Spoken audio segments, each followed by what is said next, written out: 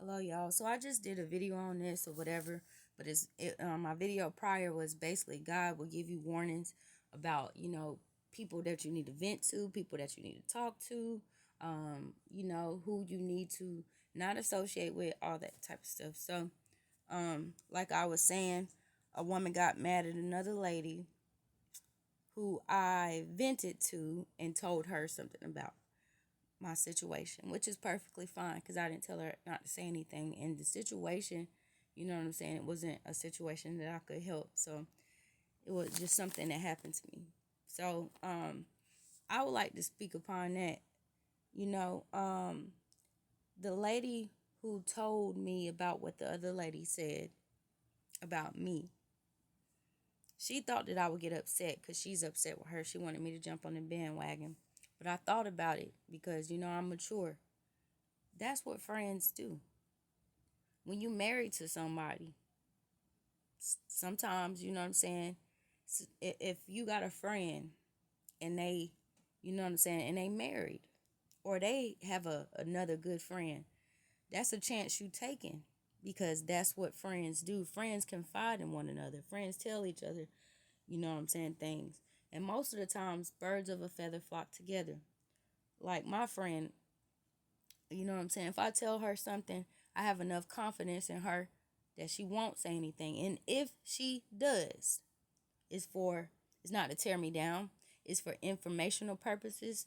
And she will say something to somebody who she can trust. Um, you know what I'm saying? But you know, that's what friends do.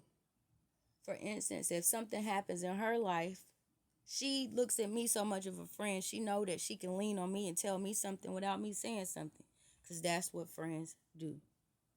But on the flip side of that, see, I vow not to say nothing to the other lady. Like, oh, I know where you told Miss, or did you say something to Miss, which I know she did because she was the only person that I told. But that is for the birds. I won't even let her know that I know that she said something about my personal business because it's perfectly fine. The other lady I just lose kind of respect for both of them. This one I lose respect for because she waits till she gets mad at the other lady to tell me what she said. And when I told her what happened in my own life, she act like she didn't know. So that person right there, that's two qualities right there. When I tell you something, instead of you keeping it real and be like, well, to be honest with you, I know such and such, because that's maybe what type of person I am.